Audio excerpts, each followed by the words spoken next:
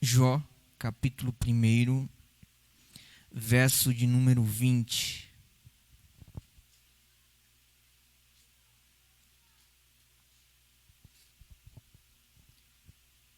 Todos encontraram? Vamos ler. Então Jó se levantou e rasgou o seu manto e rapou a sua cabeça e se lançou em terra e adorou. E disse: Nu saí do ventre da minha mãe, e nu tornarei para lá. O Senhor o deu e o Senhor o tomou. Bendito seja o nome do Senhor. Amém? Meus queridos, apenas esses 2 versículos para nós meditarmos um pouco aqui nessa noite. Todos nós conhecemos a história de Jó. E é bem verdade que na história de Jó a gente consegue pegar muitas lições. E quando se trata de Jó, automaticamente a gente já vem em mente a prova que Jó passou. E a realidade, irmãos, é que quando a gente se depara com essa história, a gente acha que é impossível um homem passar pelo que Jó passou. E pela Bíblia, é bem claro que quando os filhos de Deus foram se apresentar-se diante de Deus, e junto deles se apresentou Satanás, o próprio Deus, ele deu testemunho deste homem. E é importante, irmãos, que no versículo, aqui no capítulo 2, e vindo outro dia em que os filhos de Deus vieram apresentar-se perante o Senhor, veio também Satanás entre eles, apresentou-se. Aí o versículo 2 diz: Então o Senhor disse a Satanás: De onde vens? E respondeu Satanás ao Senhor e disse: De rodear a terra e passear por ela. E aí Deus vai dizer: E disse o Senhor: Observaste o meu servo? Irmãos, a palavra servo é quem serve. E essa declaração de Deus, ele sabia de quem ele estava falando. Ele não estava falando simplesmente de uma pessoa qualquer. Não, ele disse: o meu servo é meu. E aí diz: observaste o meu servo Jó, porque ninguém há na terra semelhante a ele. Homem sincero, reto, temente a Deus, desviando-se do mal, e que ainda retém a sua sinceridade, havendo tu incitado contra ele, para o consumir sem causa. Irmãos, nós, cristãos, muitas das vezes a gente acha que a nossa prova, a nossa dificuldade, ela não tem fim. E falando materialmente, a gente olhando por esse lado, a gente vê que é difícil a coisa, aos nossos olhos, materialmente, ou melhor, fisicamente. Mas, quando a gente começa a olhar a coisa espiritualmente, a gente consegue encontrar esperança até onde não tem. Porque, irmãos, quando a gente está diante da dificuldade, da adversidade, se a gente olha para Deus e vê isso como um propósito de Deus na nossa vida, a gente consegue encontrar esperança, porque Deus vai prover o melhor depois. Quando a Bíblia diz que o choro pode durar uma noite, mas a alegria ela vem ao amanhecer, ela está dizendo o seguinte: está doendo hoje, mas amanhã vai melhorar. E é interessante, irmãos, também que quando ela diz amanhã, esse amanhã não quer dizer amanhã mesmo. Pode ser amanhã? Pode, mas pode ser daqui a uma semana? Pode. Pode ser daqui a um ano? Pode. Mas tudo num tempo dele. E a gente vê isso na nossa vida. Quando a gente se depara com certas situações na nossa vida, a gente começa a murmurar, a reclamar por certas situações e a gente esquece de olhar para o lado espiritual. Porque Paulo escreve, se não me foge da memória, que todas as coisas contribuem para o bem daqueles que amam a Deus. Então, se você ama a Deus, se nós amamos a Deus, isso não quer dizer que estamos livres de prova, isso não quer dizer que somos livres de aflição, não. A gente estamos sujeitos a essas coisas sim, porque somos ser humano e por ser ser humano estamos sujeitos a carregar essas coisas. Louvado seja o nome do Senhor Jesus.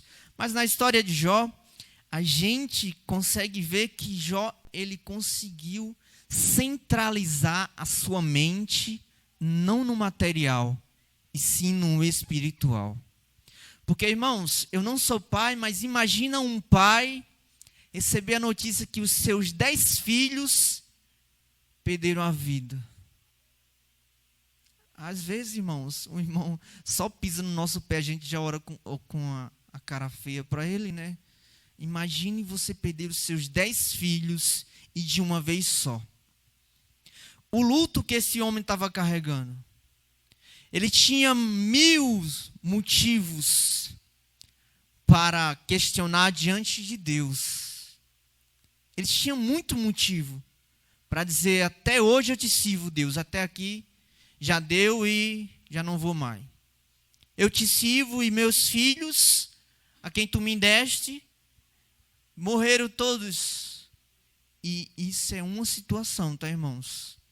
Porque a Bíblia faz questão de mencionar que enquanto um chegava para dar a notícia do que tinha acontecido, o outro já chegava em seguida, ó, aconteceu isso e isso.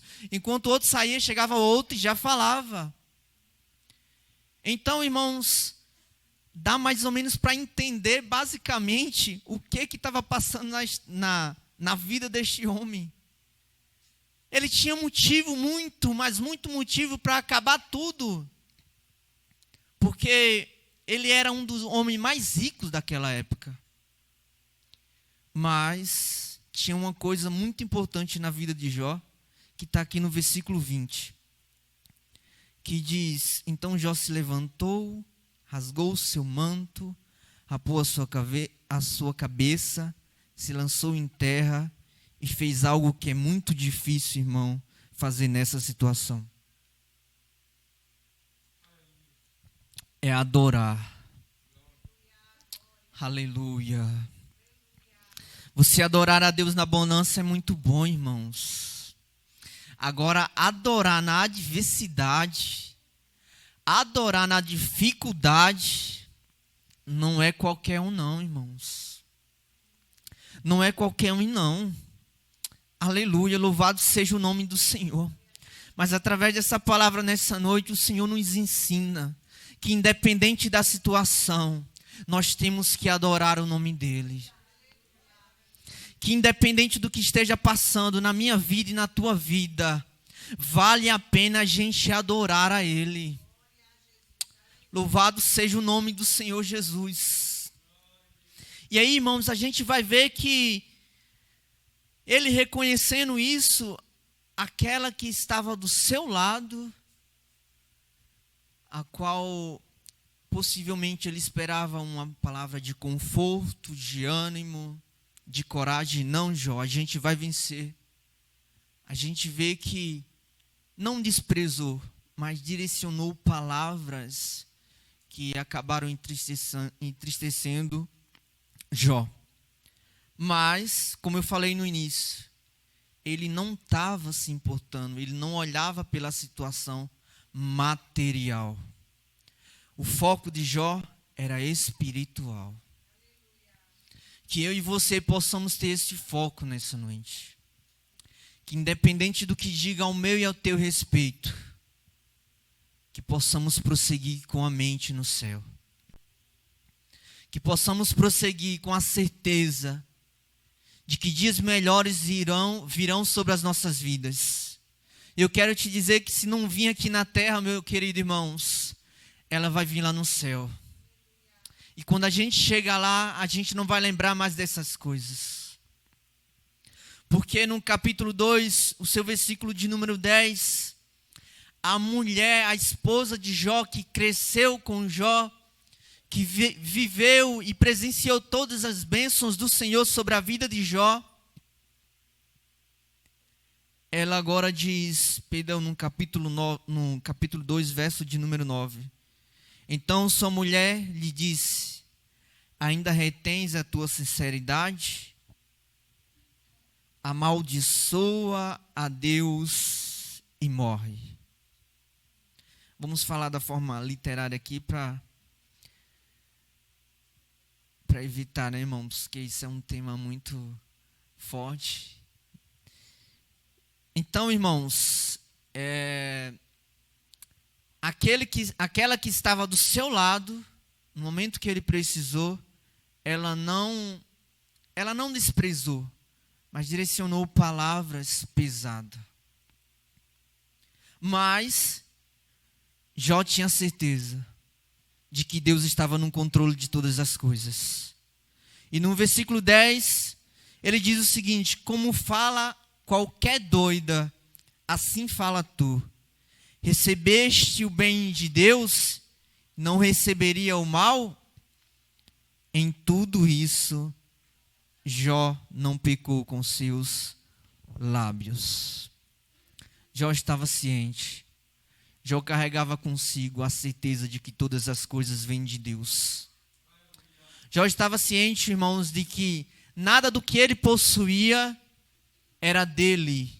E a gente tem que carregar isso conosco.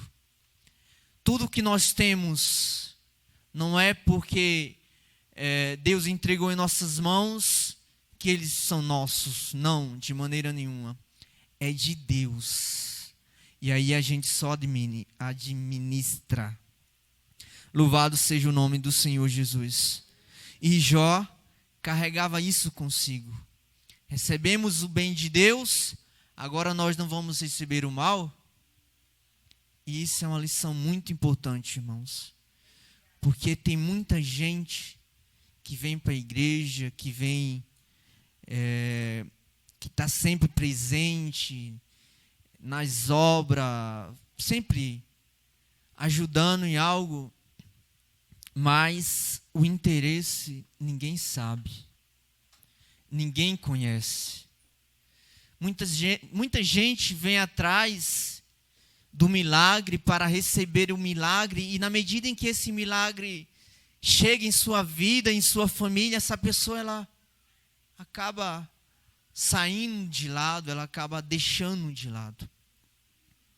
Mas a gente vê algo muito, mas muito importante mesmo na vida de Jó, é que ele não deixou se corromper pelos bens que ele tinha. Jó tinha algo muito importante, porque por onde Jó passava, algo honroso era tipo, Jó passava e alguém se levantava para cumprimentar Jó. Irmãos, isso é honra. E aí a gente vê no mundo de hoje pessoas que têm muito dinheiro, muita coisa, e tipo, passa num lugar e ninguém nem sequer fala nada. Pelo contrário de Jó, Jó tinha honra. Ele não deixou as coisas materiais ocupar a sua mente. Ele tinha muitas coisas espirituais para se importar, material para se importar, tinha sim, mas ele tinha algo muito maior. Era a preocupação com sua vida espiritual. E a gente precisa disso nesses dias. A gente precisa carregar conosco esse sentimento de preocupação com a nossa vida espiritual. E deixar de lado um pouquinho as coisas materiais. Louvado seja o nome do Senhor Jesus. Porque do que vale a gente ganhar o mundo inteiro, conquistar bens e muitos bens, ter fama e ser reconhecido no mundo inteiro, se a gente não é reconhecido por Deus? que adianta a gente carregar um histórico de muitas coisas feitas para o mundo, mas não ter nada diante de Deus? Esses versículos são para nós meditarmos nessa noite. Que a gente possamos sair daqui com a vontade de ser diferente.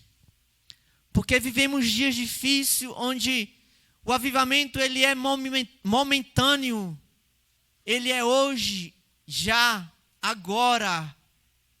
E amanhã já não tem mais. Só que a gente encontra nas histórias narradas pelos grandes homens de Deus, que avivamento ele tem que ser contínuo. O culto é hoje, a palavra está sendo transmitida, louvado seja o nome do Senhor. Amanhã ela tem que fazer diferença.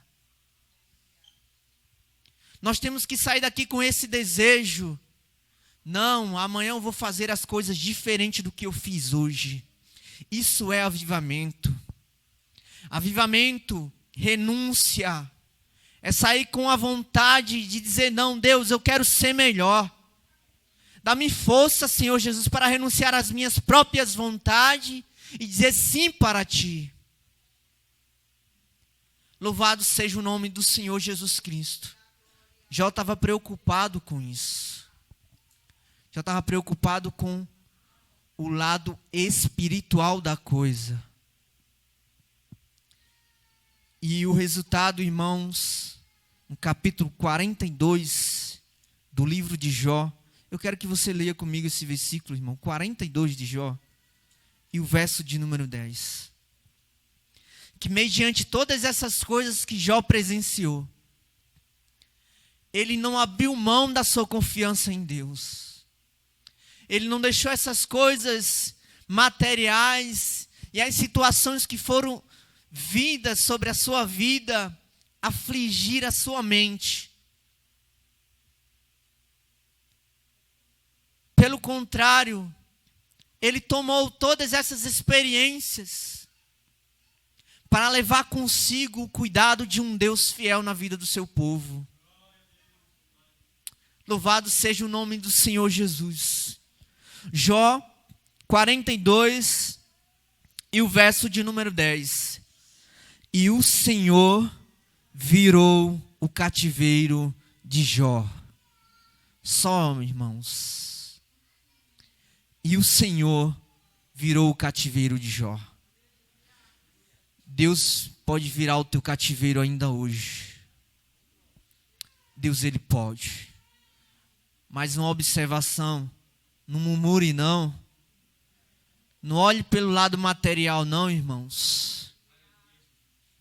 Leve isso para o lado espiritual. E aí, Deus pode fazer exatamente o que fez com a vida de Jó. Mudar o cativeiro. Demorou? Houve tempo? Houve. Mas aconteceu. Aleluia. Louvado seja o nome do Senhor Jesus. No livro de João, capítulo 5, faz menção de um homem que havia 38 anos. E aí, irmãos, 38 anos não é 38 dias. Mas houve um dia que a bênção chegou. Pode demorar um ano? Pode, irmãos. Pode demorar 30 anos? Pode, na minha e na tua vida? Pode, mas que ela vai chegar, ela vai. Louvado seja o nome do Senhor Jesus. Mais um conselho, não murmure não. Olhe pelo lado espiritual, assim como Jó fez, para que eu e você possa ter vitória. Amém? Que Deus abençoe os amados irmãos em nome de Jesus.